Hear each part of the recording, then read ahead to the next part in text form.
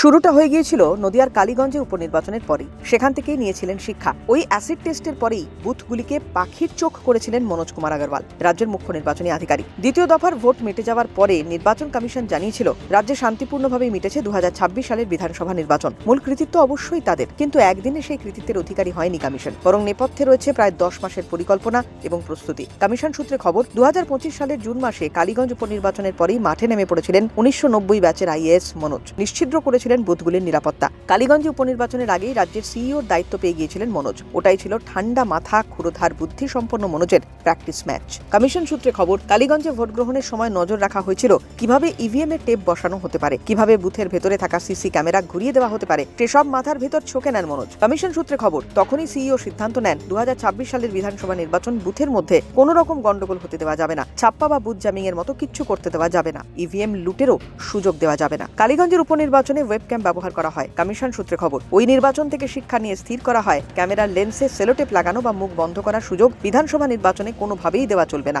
এমনকি বুথের 100 মিটারের মধ্যে কোনো বিশৃঙ্খলা তৈরি হতেও দেওয়া যাবে না বলে স্থির করেন মনোজ। সেই মতোই পরিকল্পনা তৈরি করেন। সূত্রের খবর, তিনি সিদ্ধান্ত নেন বিধানসভা নির্বাচনে কেন্দ্রীয় বাহিনীর দায়িত্বে বুথে নিরাপত্তা নিশ্চিত করা হবে। পরিকল্পনা মতো ভোটের আগের দিন বুথে ভোটকর্মীরা এবং জওয়ানেরা চলে যান। অনেক ক্ষেত্রেই অভিযোগ ওঠে, ভোটের আগের দিন ওই কর্মী বা জওয়ানদের নিয়ন্ত্রণ করার চেষ্টা হয়। ভোটের আগের দিন বুথে গিয়ে ইভিএম এর টেপ লাগানো, ক্যামেরার মুখ ঘুরিয়ে দেওয়া হয় বলেও অভিযোগ ওঠে। কমিশন সিদ্ধান্ত নেয় বিধানসভা নির্বাচনে ভোট গ্রহণের আগের দিন থেকেই ইভিএম, সিসি ক্যামেরা পাহারা দেবে বাহিনী। তাদের আওতায় আনা হয় ভোটের যন্ত্র, পরিকাঠামো। সেই সংক্রান্ত কোনো অভিযোগ এলে তার দায় থাকবে বাহিনীর, বুঝিয়ে দেওয়া হয় সে কথাও। নির্দিষ্টভাবে কেন্দ্রীয় বাহিনীকে আরো বেশ কিছু কাজ বুঝিয়ে দেওয়া হয়। কালীগঞ্জ উপনির্বাচনের পরে কমিশন বুঝতে পারে বুথে যদি নিশ্চিদ্র নিরাপত্তা রাখা যায় তাহলে নির্বাচনে অশান্তি ঠেকানো যেতে পারে। আর সেই মতোই চলতি বিধানসভা নির্বাচনে কড়া নিরাপত্তায় মুড়ে ফেলা হয় বুথ, আর যার জেরেই এত শতাংশ ভোট পড়ল এবং বিক্ষিপ্ত কিছু গন্ডগোল অশান্তি ছাড়াই।